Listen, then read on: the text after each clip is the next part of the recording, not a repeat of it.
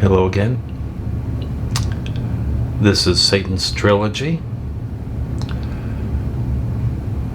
I am reading Book 1, Chapter 6, and this will be called Reading Number 46. Hope you enjoy it. Oh, by the way, I am the narrator and the author. It didn't take Esther and Day long to arrive at Noah's diner. When they walked in, they found Eve, Chris, and Helen already sitting there having fun discussing the W.O.W. and their favorite wrestler, Bo Jackson. "Oh my God, his body is perfect and I love his body ink," said Chris. "And every time he enters the ring, he is wearing a new fashion statement for professional wrestling. I just love him. I want to design his costume someday." Chris was really excited when everyone noticed that Esther and Day had arrived, and they all jumped up to greet them. Hugs and cheek kisses for everyone was the norm. Eventually, they all sat down. The waiter, Adam Knight, came up and said hi to Esther. "Hey Esther, what can I get for you today?" Esther smiled at Adam. He had returned to school but was continuing his job at the diner part-time. The diner's manager, Pete, had asked Adam to work part-time hours. Pete had hired someone to fill in. His name was David. "Hi Adam. You excited that Friday's finally here?" Esther asked. "Well, yes, I need to catch up on some school assignments and then I have Sunday off, so I'll get to spend some time with Sally Ann. She is really growing up fast." Adam smiled as any proud father does. "Oh, that reminds me." Esther reached into her backpack and pulled out a small package wrapped with pink gift wrap. A gift card was on top addressed to Sally Ann. "Day and I have a gift for us, Sally Ann. We think she'll really like it." Esther handed the package to Adam. Adam didn't know what to say and stuttered for a moment. "Esther, this is her first gift." Adam looked at the package. "It's the first gift for my daughter from anyone. Thank you so much, the both of you." "Adam, please open it in front of her and then let me know the next time we're in here how she likes it. We'll be looking for a full report." Esther had gotten up and given Adam a hug. "Sally Ann is very lucky to have two parents that love her. The three of you are going to have a bright future, and I am never wrong on these things." Adam composed himself as Esther sat down again.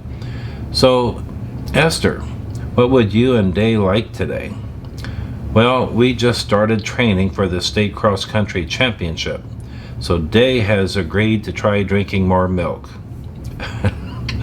Esther had glanced at her sister, who wasn't wild about the idea, but had agreed to it. "We need 2 large milks, and Raven will be here soon, and she's very hungry.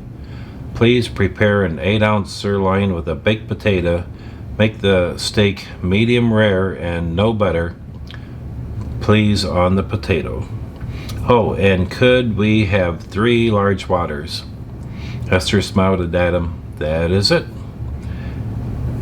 Adam had written down the order and with a big grin said, "The cook's going to love this order. He's tired of making hamburgers and fries. I'll be right back with the drinks." Adam took off for the kitchen. Day leaned into Esther and commented, "He is going to have so much fun."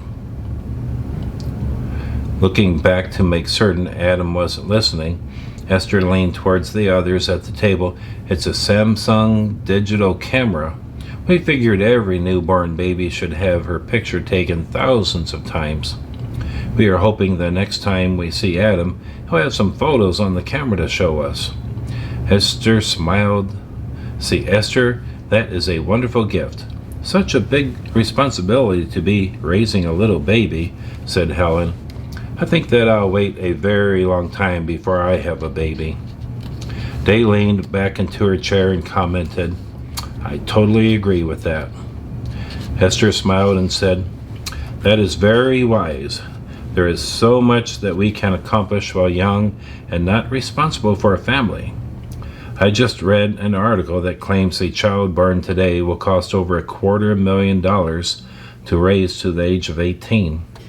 I doubt most young people even understand the financial responsibility of having babies.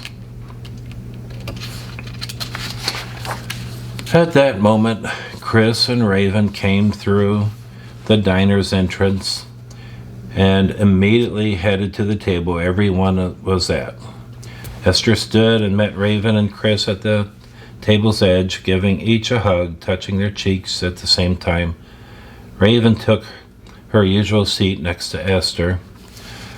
Raven, I went ahead and ordered a steak and potato for us to share. I know you said that you were hungry, and I wouldn't mind a bite of steak before going home. Esther was smiling at Raven, hoping that she would agree to the meal. That's great, Esther. I won't have to wait now. My stomach has been upset lately, but I am still hungry. Raven, I have a hunch that you are lactose intolerant, and you should avoid dairy products. The other day I watched you drink some chocolate milk at school, and then shortly afterwards you had a stomach ache. I think that if you avoided dairy products, you'll be fine. Esther smiled at Raven and waited for a response. Raven looked at Esther and thought for a moment, Esther, if I listened to anyone, it would be you. I'll try to do as you say, and we'll see what happens. Raven looked optimistic about the suggestion. I just wonder why I didn't figure that out, said Raven. Adam arrived with the steak dinner and placed it on the table next to Esther. Oh, that looks wonderful, said Esther. Please tell the chef that I am very pleased. Esther took the knife on the table and cut into the sirloin. It was a bright, hot pink, and as she took a small bite, the aroma had filled the table area. Everyone watched as Esther enjoyed the bite of sirloin. Raven, this is wonderful. Please finish this meal for me. As wonderful as this is, I'll have to save some of my appetite for later. Day and I are having pizza tonight. Esther pushed the plate in front of Raven as they picked up the conversation. Pizza, I love pizza. What do you like on your pizza, Esther? Asked Day. Esther turned to Day as Raven started to enjoy her meal. My father and I spent some time in Italy. I learned to love olives, so for me, black and green olives are a must for any pizza.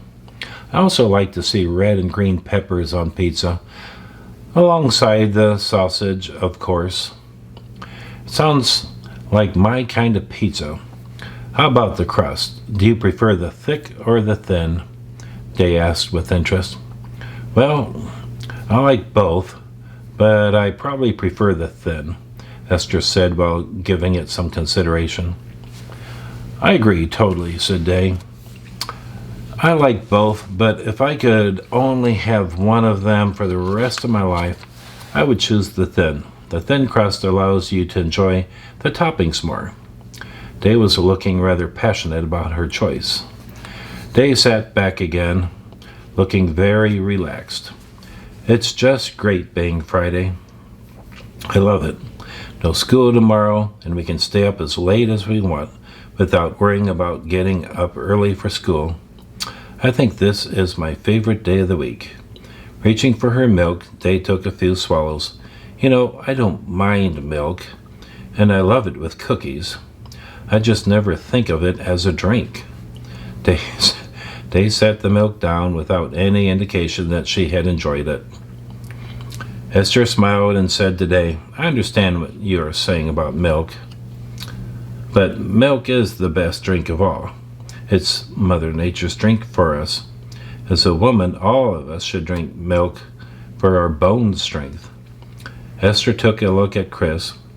It's good for men too, Chris. Esther laughed with Chris at the thought of his being the only man at the table. Everyone enjoyed laughing and talking for a short period, and eventually Eve, Chris, and Helen had to leave. Then Raven stood up. I'd better hurry. My dad might be home tonight. He promised not to work over tonight, and we're going to have a dinner together. It might be frozen fish sticks, but it'll be fun. Chris jumped up and was ready to give Raven a ride home. It was obvious that Chris was interested in Raven. The attraction for him had been instantaneous. Everyone saw it, and Chris didn't try to hide it. Esther felt they made a nice pair, with Chris being very responsible and Raven being at a point in her life where she needed a little extra attention. Esther, what's my part of the check? Raven asked while moving her chair away from the table.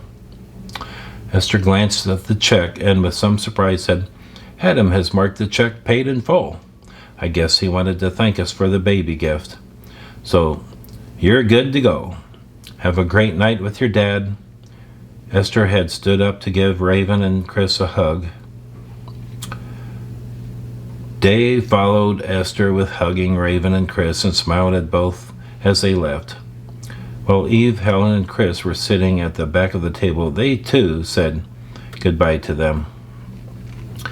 Sitting down, Dave said, You know, I've known Chris for a long time. I've never seen him show an interest in a girl. He kind of looks more manly now. I think he's carrying himself differently. Having watched Chris and Raven leave, Esther turned to Day. I've noticed the same thing, Day. Chris has changed just slightly, but it's noticeable and very interesting. Esther paused for a moment, then added, I think they are good for each other. Esther smiled at Day. Never try to be a matchmaker, but they seem to be a good pair at the moment. Esther pulled her cell phone out of her pocket and glanced at the time. Day, let's hurry. I've told Aunt Brandy all about you and she is really excited to meet you. I want to be home when she arrives. Day grabbed her check off the table and said, Great. I'm ready to meet my new aunt. Smiling with a huge, genuine smile that seldom is offered by Day, she behaved as if this was Christmas and she knew it would be wonderful. Adam came up to Esther as she and Day were leaving. Esther, I wanted to thank you for everything. I found out today that an investor had purchased my debt and would wait until I graduate from college for repayment. The school tells me that once I graduate, the scholarship fund will provide for my family while I'm in school. Thanks to you. Thanks to your insistence at my returning to school, my future looks wonderful. Adam gave Esther a hug and kissed her on the cheek. You have turned my whole life around, and my wife and I want you to know that we can't thank you enough. Esther stood in front of Adam and responded, Adam, I made a suggestion. You were smart enough to act on it, and I can tell that you've been listening to your school counselor. Esther smiled at Adam. Give yourself some credit. You are making some wise decisions. Smiling at Adam, Esther asked, We'll be back Monday. Will you be here? Oh, yes, Adam said. Pete still needs the help while he recovers from the attempted robbery. That guy really hurt Pete. I guess he's lucky to be alive. Pete did hire the young man that saved his life. He is going to work all the hours that I no longer can accept, said Adam. Well then, we'll see you Monday. Have a great weekend, Adam, with your little girl and wife. Esther gave Adam a hug and started for the front with Day. Placing the check on the counter, the girl looked at it and said, You're good to go, Esther. Esther and Day made their way to her Ninja and climbed on. Day was feeling the late afternoon chill and commented, Maybe we'll stay in tonight. The temperature is dropping. It's going to be a bit chilly. Esther knew that Day would be a bit chilled on the bike and commented, "Sorry, Day, my apartment isn't too far from here, and I have a surprise for you." Pulling on her helmet, the conversation was over. Esther started the Ninja and immediately took off. They were home in less than 12 minutes. Pulling into her assigned parking space, Esther parked the Ninja and turned the key off. Day jumped off, removed her helmet, and proclaimed, "I love riding on a bike." "You know, Esther, it wasn't that cold sitting behind you. You were giving off a lot of heat." Esther laughed. "My body does release a lot of heat. It has something to do with my metabolism." Esther led Day to the front door of the apartment complex. Entry could only be made at the front doors, though the residents could leave by the side doors. Using her key to open the front door, Esther said to Day, "Welcome to my home. Our apartment is at the end of the hall, close to where we parked the Ninja. But we can only enter through this door." Day followed along with Esther, taking in every little bit of information that she could see and hear. "Esther, the Oak Hill apartments are very popular. I've never known anyone that lived here, but I've heard stories that the apartments are very luxurious." They continued to study the path Esther took. Giggling just a bit, Esther confided, "Well, I'm not certain how to judge my apartment. I would say it is very nice, but I've never lived in a place of my own. My entire life, my dad and I moved many times, and the places I called home were monasteries that were wonderful, but they were not a home." Esther turned to Day as she pushed the key into the doorknob and said, "And Brandy and I are very happy here, but I know we'd be happy anywhere." Esther pushed the door open and studied the apartment. She then allowed Day to enter first. Esther had decided the apartment was safe. Standing at the entrance, Day took in the apartment from where she stood. Close to her left was a closet for coats, and by that was a large mirror with a large gilded frame hung above a entry table used to drop keys and packages on once gaining entry. Esther opened the closet door and placed her motorcycle helmet on the top shelf, then tossed her backpack onto the floor. Moving to the table under the mirror, Esther dropped her keychain onto a small tray. Noticing that Day was studying the mirror, Esther offered a bit of history on it. "And Brandy tells me that this mirror belonged to her mother's mother. They were very rich and then went bankrupt during the Great Depression. This mirror is the only item left that belonged to Aunt Brandy's grandmother." Esther added, "My great-grandmother. It's a bit ornate, the gilded frame. I love it just the same. I've never had ties to my roots before. It's nice to think about the people before you and to remember them." Esther smiled at Day with her reflection in the mirror, and then turned towards the large living room. "As you can see, we need some more furniture. This apartment is more than 3 times the size of Aunt Brandy's other apartment, and we could use a few more pieces of furniture. Maybe another sofa. I haven't given it much thought, and neither has Aunt Brandy." Esther was looking about the room, trying to visualize a few additional pieces of furniture. They turned to Esther. "You know, Esther, both Chris and Chris have goals in design. Perhaps they would be willing to help you and Aunt Brandy furnish this apartment in a way that would satisfy your personalities and lifestyle."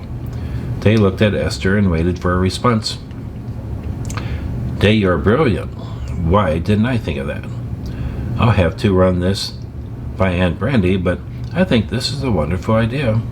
I love the way Chris dresses, and she makes her own clothing.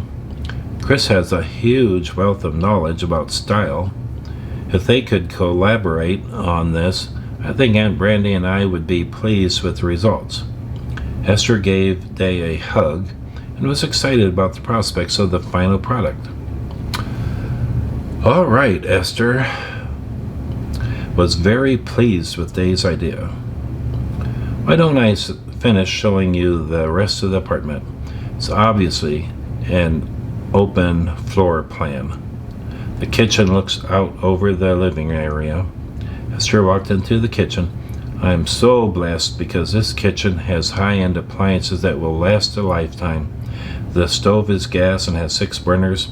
I love the stove. The refrigerator, it is a huge side-by-side that far exceeds the needs of 2 people. There's plenty of cabinet space for everything that I have planned. Esther smiled at Day. In case I haven't mentioned it, I love the kitchen. It is perfect.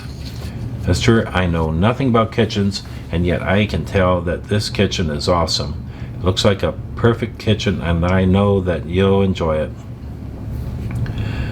Esther was moving her fingers over the granite countertop as she said, continuing the tour, my 2 rooms are down this hall. I have a bathroom here. As they reached the bathroom, Esther pushed the door open wider so that Day could see into the room. This is my bathroom, and Brandy has a bathroom off her bedroom. Day stepped into the bathroom and stood a few feet into the entrance, stunning the mirrored wall and the double vanity, then the tiled walk-in shower. Day was in complete admiration. Esther, this is a beautiful bathroom. I love it. Taking a few steps further into the room, Day looked at herself in the mirror. Esther, do you think that I am pretty? Day looking at herself and waited for an answer. Day, I think that you are very pretty, but more importantly, I think that you are a very beautiful person. Somehow people are capable of sensing that, and it's not a physical thing, but a quality of your character. And that is only one reason that I am proud to be your sister.